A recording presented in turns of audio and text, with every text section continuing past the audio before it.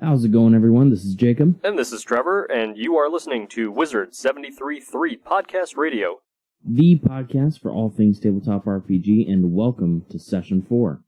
Where we will be deep diving into and kind of overviewing different character classes and changes that they might have made. I'm really excited for this little segment here. Yeah, because it's a lot to go over. For some classes. Yeah, for some classes. We'll try to keep the tangents, I guess, to a minimum. I mean, for this first one, Barbarians, there's not all that much that has that's changed, to be honest with you. They've changed some names. Okay. Which is a little strange. I don't necessarily know why they did that. Okay. And this is just kind of like a cursory thing, but they have the subclass Wild Hearts, right? It's been in the game before. Care to guess what it is? Oh man, we've never had anyone play Barbarian, and neither of us have ever played Barbarian, so... That's not true. Oh, well. No, go ahead. So, they've converted Totem Barbarian. Okay. And it's just called Wild Heart Barbarian now. Okay. So what does it do? Well, let's get into that after we go over the, initial bit. Barbarians haven't really gotten much of a change in their base class. There's not really all that much that's different. The only thing that I really enjoy is that they made it very, very clear for Primal Knowledge, the wording of it, where when your rage is active, you can make a strength check, even if it's normally a different ability. Okay, interesting. So, let's say an intelligence check, right? Mm-hmm. Barbarians generally are very... Don't need that. They're kind of dumb, right? They just hit things. But let's say that somebody's like, hey, make an intelligence check on this book.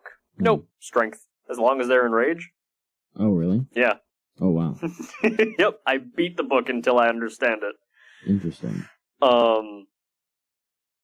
And aside from that, they just, again, made things very clear with this. One of the fun things, though, is definitely the subclasses. Okay. So do you have, then I guess, are you ready to dive into it level by level? And I mean, there's not really much to dive into it level by level with. So, Path of the Berserker is the exact same as it was in the other handbook. Gotcha. There is only one change, really. Okay.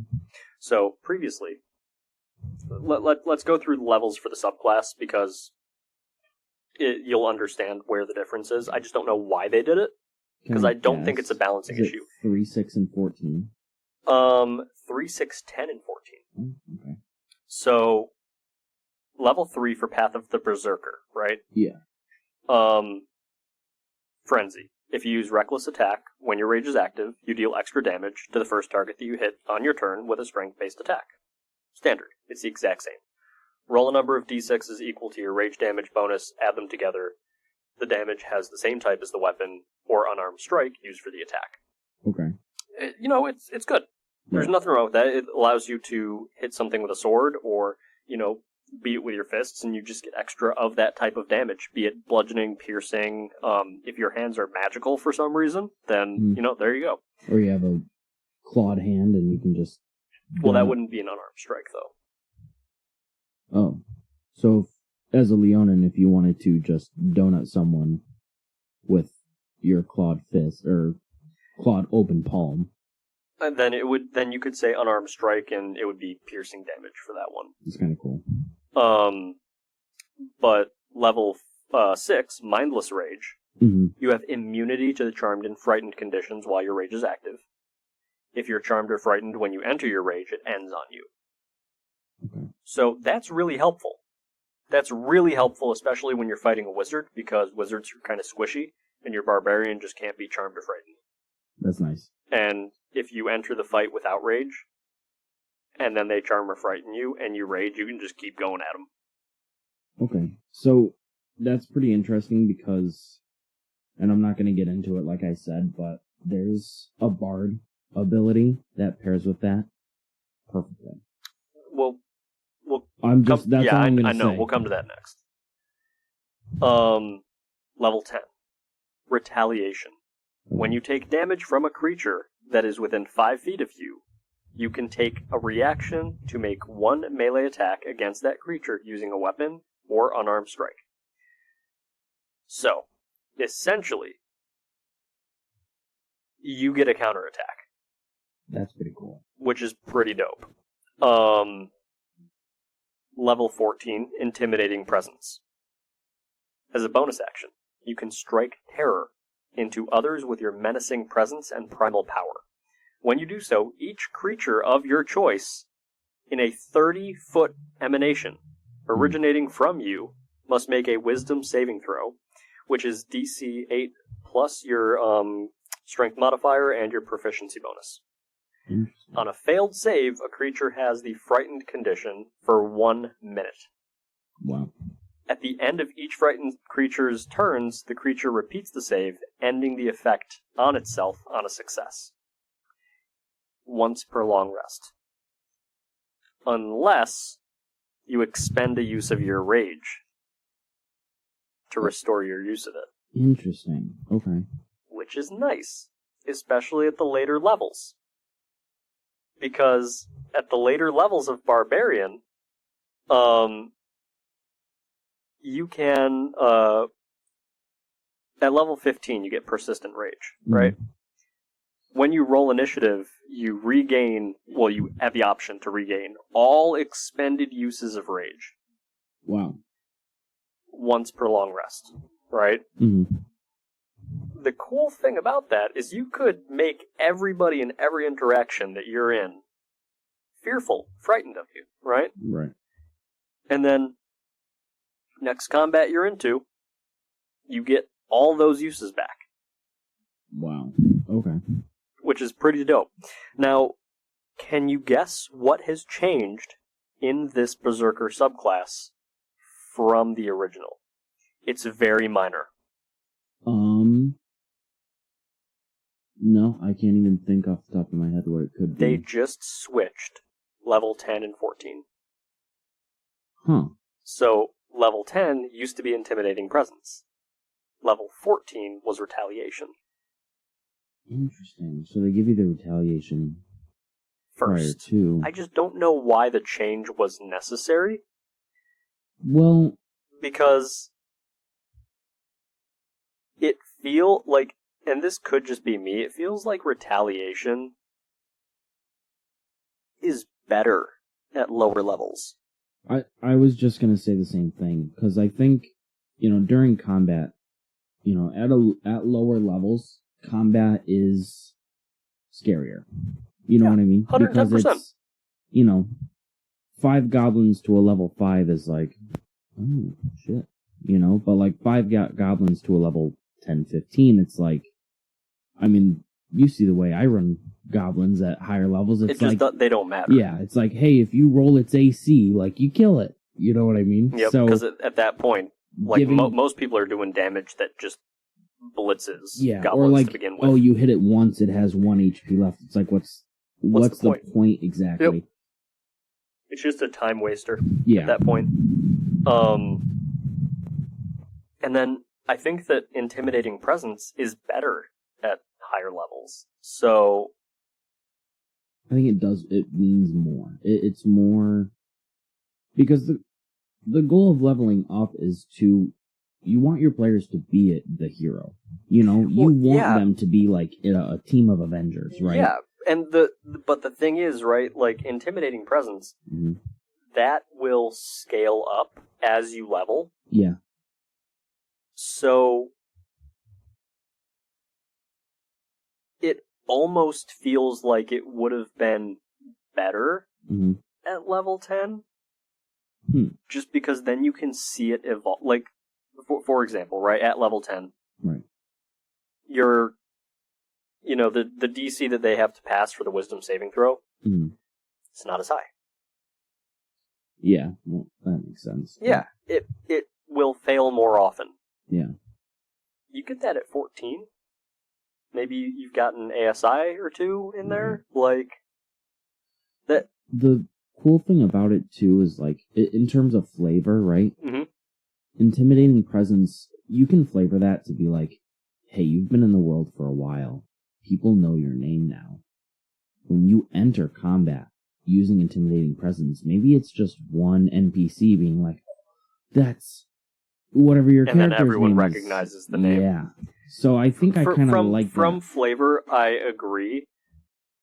Actually, yeah, because at level 10, what was it? In like the tiered list, it was villages and kingdoms. Yeah. So that actually really checks out. Okay, so never mind. That was probably a bad take on my part. I knew I was getting it from somewhere. Yeah. But yeah, I think that kind of lines up perfectly with. That must purely be a flavor thing. Oh my god, I just hit the mic with the book. But that's pretty much all that has changed for that subclass. Really? Yeah, it's just the order. Interesting. Subclass is exactly the same. Huh. Now, the next subclass, that's different. Okay, which is? So, Path of the Wild Heart, or Path of the Totem from 5e, right? Mm-hmm.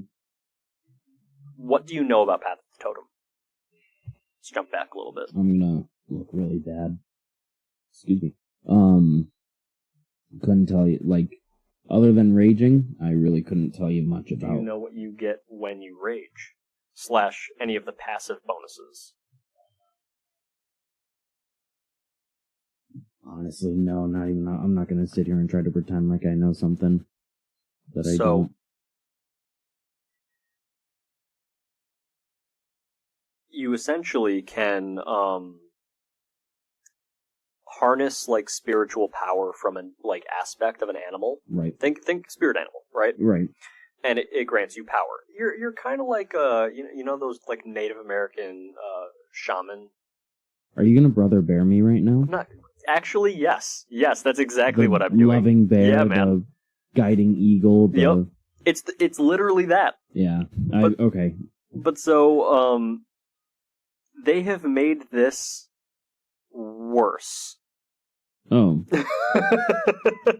So at level 3, right? You can cast Beast, Sense, and Speak with Animal spells, but only as rituals. All right. Mm-hmm. Wisdom is your spellcasting ability for them. That's fine. That's cool, right? Rage of the Wilds you get at level 3. When you rage, you gain one of the following. Actually, hold on a second. I was misreading this. They made this better. Oh. Go on. Totem Barbarian, you choose one, and that's your path, right? Yeah. So you like have that totem set. Right. I at knew that level. So like bear, right? Like, loving bear. It's awesome. You get like resistances, and like your AC gets better if you choose that path all the way through. Right. In this one, whenever you activate your rage, you just gain one of the following. So they've reduced the options that you have, right? Mm-hmm. So you only have 3 options. But you can choose between them every time you rage. Okay. So instead of being locked into one, you now have multiple choice every single time you rage. Interesting. So bear, while your rage is active, you have resistance to every type of damage except for force, necrotic, psychic, and radiant. Okay. That's wild. That's awesome. And that's like my favorite subclass to play as Barbarian. Yeah. At least I haven't played Giant. I think Giant would be cool. Giant would be so fun. Eagle. When you activate your rage, you can take the disengage and dash actions as a part of that bonus action. Mm-hmm. When your rage is active, you can take a bonus action to take both of those actions. Okay. So you can dash and disengage as a bonus action. Which is awesome. Yeah. That's a lot of movement. Yeah. Like, that's crazy. This was probably going to be a fun one for you. Wolf. When your rage is active, your allies have advantage on attack rolls against any enemy of yours within 5 feet of you. Pack tactics. Pack tactics, baby. Yeah. It fits so good. I love seeing teamwork among... I mean, combat's fun just in general, seeing what each person does, but I love seeing... Having people work together is so good, though. Yeah. At level 6, this is starting to get fun, though. You gain one of the following options of your choice. Whenever you finish a long rest, you can change your choice. So this changes a little bit because you can no longer choose this every time you rage. Right. Owl. You have dark vision with a range of 60 feet. Okay. If you already have dark vision, its range increases by 60 feet. Oh, that's nice. That's Like solid. You actually get something instead of just being like, oh, well, I'm a drow, so Exactly. I already see. But now you can see the entirety of the corridor rather than just halfway down it. Right. That's pretty nice. Panther, you have a climb speed equal to your speed. Oh, that's so cool. It is cool, and you know why it's even cooler? Because one of the things that you get as your base barbarian level increase is that if you're not wearing heavy armor, your movement speed increases by 10 feet. Oh, that's cool. So instead of the base 30 feet movement that you have, you have 40. You could, theoretically, though, have more, because Goliaths have a base speed of 35 now, which is kind of strange. I know there's a thing with Tabaxis, too. Like, their base is 35 as well. Yep, I don't know why Goliaths also get that. Maybe it's just a size thing. But the cool thing is that you could then have 45. Right. And that matters. You know, that's not insignificant. Right, especially if you choose a feat that increases your movement speed. And then, I love this. Salmon. Okay. Care to guess? Swim speed is... How did you know? Nailed it. There's only one proficiency in swimming upriver. No, it's actually jumping. No, it's swim speed. Oh, okay. I was gonna say, I guess that makes a little sense. But... Level 10, though, you can cast Commune with Nature, but only as a ritual. Wisdom is your spellcasting ability for it. Okay. That's solid. Level 14, you get Power of the Wilds. Whenever you activate your rage, you gain one of the following options of your choice. So again, right, we're at a point where you can switch out. Right. Right? And it doesn't say that they don't stack. But can't you only choose one? One of the following options as your choice at level 14. One of the following options of your choice at level 6. And one of the following options of your choice at level 3. Okay. But it doesn't say that you can only choose one from 14 or 6 or 3. Okay. I don't know if that's accurate.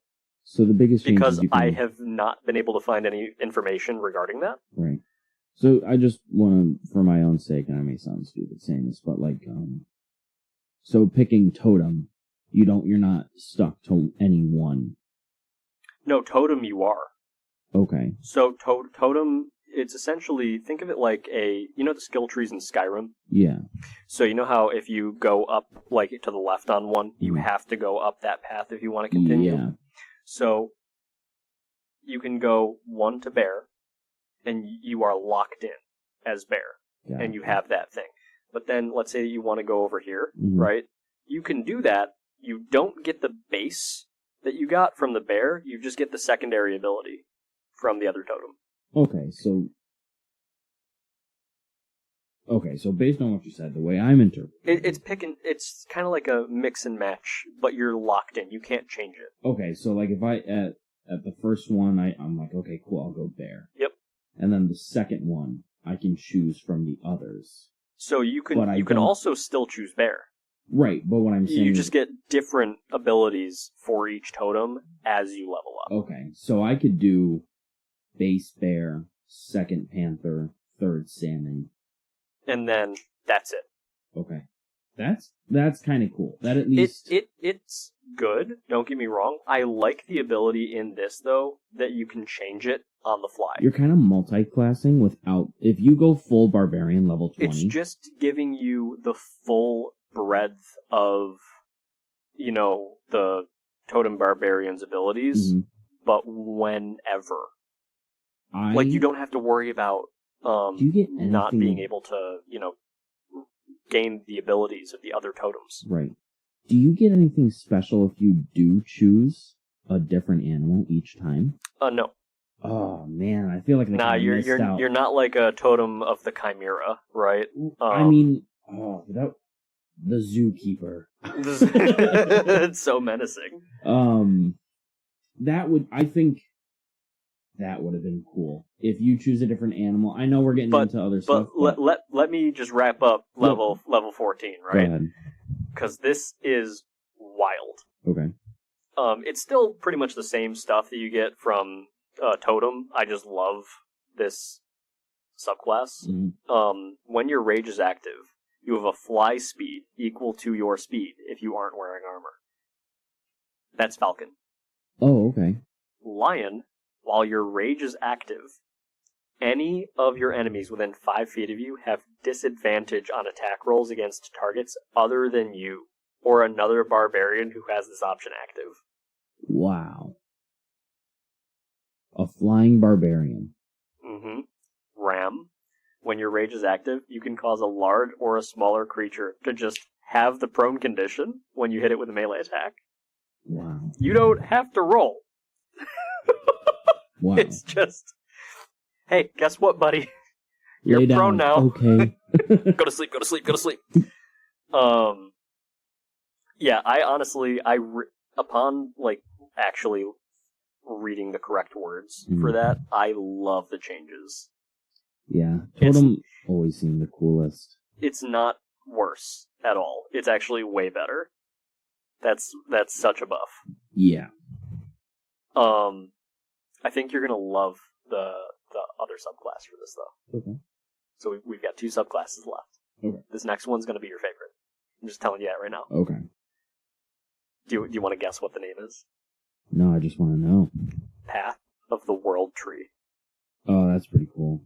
Yeah, you're like, cool. oh, yep, I love it already. So you spawn like javelins of Yggdrasil and just hurl them. So the cool thing about this, right? Yeah. Barbarians who follow the path of the World Tree connect with the cosmic tree Yggdrasil through their rage. It grows among the outer planes, connecting them to each other and the material plane. These barbarians draw on the tree's magic for vitality and as a means for dimensional travel. Oh, the buff wizard. So, wait for it. Level 3. Vitality of the tree. In case you can't tell, I'm so giddy about this you get one. Bark skin. It's so much better than Bark Skin, buddy. Okay. It's so much better. Spit it out. It's so good. Your rage taps into the life force of the World Tree. You gain the following benefits. Vitality Surge. When you activate your rage, you gain a number of temporary hit points equal to your barbarian level. Say that one more time. When you activate your rage, you gain a number of temporary hit points equal to your barbarian level. Okay. So let's say that you're level 20 barbarian, and you rage. 20 hit points, just free and clear, right then and there. Damn. On top of the normal resistance that you get from raging, right? Which is awesome.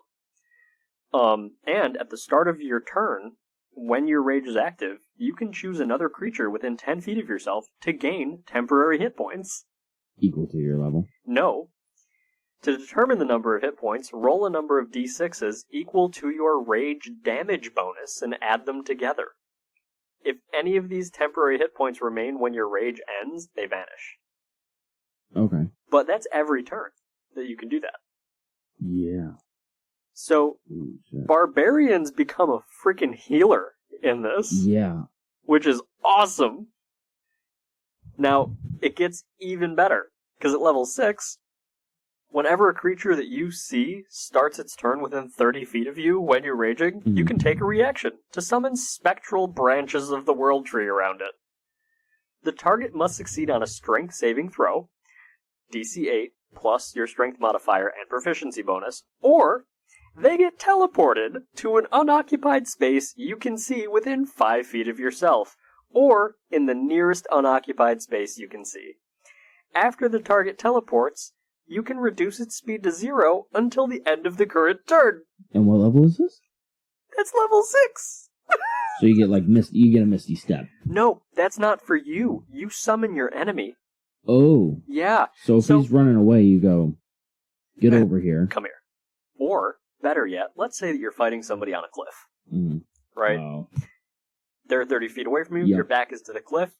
Ring You out. summon them 5 feet behind you, off the edge of the cliff, 0 movement speed. Oh my god. They're running away, you summon them. They're running away, you summon them back towards you. Hold your arm out, clothesline them, and they just... Well, no, they just... And their movement speed 0. Oh, when they're teleported? I was saying, like, if you teleport them mid-run.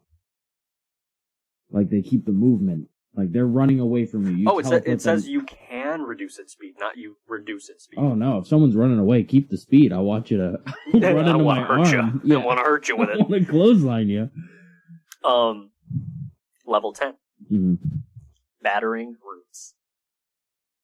During your turn, your reach is 10 feet greater with any melee weapon that has the heavy or versatile property, as tendrils of the World Tree extend from you. When you hit with such a weapon, on your turn, you can activate the Push or Topple Mastery property, in addition to a different Mastery property you're using with that weapon. So, when you are leveling up as Barbarian, you will get Push, Topple, and other masteries. Right. But you don't have to take the actions for Push and Topple. When you hit, you can just do those. That's nice. On top of the other ones, which is great. So you can do like Hamstring Strike, right? Mm-hmm. And topple them. Or push them, which is super nice. Like, in terms of a tactical combat decision, that's awesome. Yeah. Level 14 is the last thing that you get, which is kind of interesting. Okay. Because it really lends credence to doing a multi-class. I'm interested to see how it would do with Cleric. Okay. We'll cover that later. I really want to cover different multi-classes, by the way. Yeah, that would be... Like, we're gonna figure out what breaks with this stuff. Yeah. And I'm excited for that. Level 14. Travel along the tree. Okay. Care to guess? I bet it works like the Nether in Minecraft, where, like, there's so much space that you travel. No? Nope. You had it right the first time. It's Misty Step, essentially. Oh, okay. When you activate your rage, and as a bonus action while your rage is active, you can teleport up to 60 feet to an unoccupied space you can see. 6 feet. In addition, once per rage, you can increase the range of that teleport to 150 feet. Wow. When you do, you can also bring up to 6 willing creatures who are within 10 feet of you. Each creature teleports to you, to an unoccupied space of your choice within 10 feet of your destination space. Wow. That's cracked. Talk about an escape. Talk about an entrance. Yeah. Like, I love that class so much. That's solid. If I'm playing a Barbarian in this, like, I'm gonna be choosing Path of the World Tree. That's so cool, because that's like, I know I always go back to flavor, but like, that's the Barbarian being like, hey, I can't tank this. We gotta go. And like... Or, guys, we can tank this. Let's go. The last one is... They really have not done much with this either. They've changed a lot of the utility for it. So Path of the Zealot, right? Yeah. They have made this a lot more helpful, to your teammates. Okay. So, level 3, you get Divine Fury. You channel Divine Power into your strikes on each of your turns while your rage is active. The first creature you hit with a weapon or an unarmed strike takes extra damage equal to 1d6 plus half of your Barbarian level, rounded down. Mm-hmm. The extra damage is necrotic or radiant, you choose. Okay. Really good for killing zombies and vampires. Yeah. Any, like, evil thing. Really. Yeah. It's almost like a subclass of Paladin. Yep. Level 3, Warrior of the Gods. Divine entities help ensure that you can continue the fight. You have a pool of 4 d12s you can spend to heal yourself. As a bonus action, you can expend dice from the pool, roll them, and regain a number of hit points equal to the roll's total. Your pool regains all expended dice when you finish a long rest. The pool's maximum number of dice increases by 1 when you reach levels 6, 12, and 17. That means that once per long rest, at level 17, you can heal for 7d12. Wow. Which is awesome. That's good. That's fantastic. Once per active rage at level 6, if you fail a saving throw, you can re-roll it with a bonus equal to your rage damage bonus. And you must use the new roll. Not you can, you must. Interesting. It's very interesting. So if you roll a 2, well, let's say a 3, and you just not doing great. Then you roll a nat 1. You do not get to choose. You have to take the nat 1. Oh, really? Yeah. Oof. So it's risk versus reward. Right. Level 10 though is pretty fun. As a bonus action, you unleash a battle cry infused with divine energy. Up to 10 other creatures of your choice within 60 feet gain advantage on attack rolls and saving throws until the start of your next turn. Wow. That's fantastic. Once you use this feature, you can't use it again until you finish a long rest unless you expend a use of your rage. No action required to restore your use of it. That's pretty nice. That's super nice. It makes you a really, really good team player. Yeah. Level 14, Rage of the Gods. Mm-hmm. When you activate your rage, you can assume the form of a divine warrior. This form lasts for 1 minute, or until you drop to 0 hit points. Once you use this feature, you can't do so again until you finish a long rest. While in this form, you gain the benefits below. Flight. You gain a fly speed equal to your speed, and can hover. Interesting. Resistance. You have resistance to necrotic, psychic, and radiant damage. This is 14? Level 14 you get this? Yep. Wow. Revivification. Oh my god. When a creature within 30 feet of you would drop to 0 hit points, you can take a reaction to expend a use of your rage to instead change the target's hit points to a number equal to your barbarian level. Wow. What a utility monster. Both World Tree and Zealot are fantastic replacements for healers. Totem's cool. Like it that's just Totem cool, is just like, great. Like it's awesome. That's like barbarian. That's a barbarian. In terms of like being a massive help to the party, I don't think you get better than World Tree or Zealot. No. I don't think especially you do. Like you were saying, like I already know what you're getting at. Like if you do multi-class with just a couple levels in cleric. Yep. Like you don't even have to use your rage almost. Yeah, no, it's absolutely like crazy. You're just damage and healing all day. And I love that. Now, do you want to know what they changed for Path of the Zealot? Just because I mentioned that they made it more, like, party-friendly? Yeah. So, Divine Fury, okay. They didn't change anything about that. Okay? It's just extra damage. 3rd level. Your soul is marked for endless battle. If a spell such as Raise Dead has the sole effect of restoring you to life, but not undeath, the caster doesn't need material components.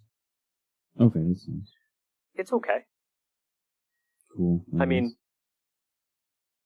for people who ignore material components most of the time, like, it that's doesn't not matter. really Yeah, it doesn't do helpful. anything. I don't know who else out there ignores material components, but I feel like a large swath of the player base just ignores most material components. Well, I feel like I could be wrong on that one. I feel like but players forget the magical items they have half the time. Like, how honestly, are you going to remember to have 7 falcon feathers?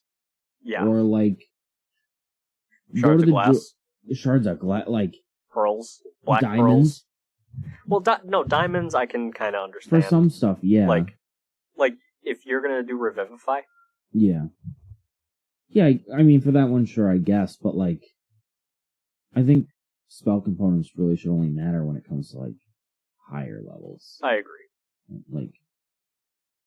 Now, the cool thing is they kept Fanatical Focus, although now they have, I think it's Divine Focus for the new one. Same thing, Battle Cry. 10 other creatures gain advantage. Fanatical Focus is if you fail a saving throw when raging, you can re-roll it, but you must use the new roll. Zealous Presence, that one's the exact same. It's the advantage with other creatures. Now, the thing that they really changed was the Divine Warrior form. Okay? That didn't exist. Okay. Instead, it was Rage Beyond Death. Beginning at 14th level, the divine power that fuels your rage allows you to shrug off fatal blows. While you're raging, having 0 hit points does not knock you unconscious. You still make death saving throws, and you still suffer the normal effects of taking damage while at 0 hit points. However, if you would die to failing death save throws, you don't until your rage ends. And you then die only if you still have 0 hit points. Huh. It's the ultimate tank. Yeah. Ultimate tank, because rage lasts for 10 minutes. Right. So as long as somebody heals you before to 1 before the rage ends, you're fine. Wow. That's some final stand. That's kick-ass. Yeah, that's pretty kick-ass.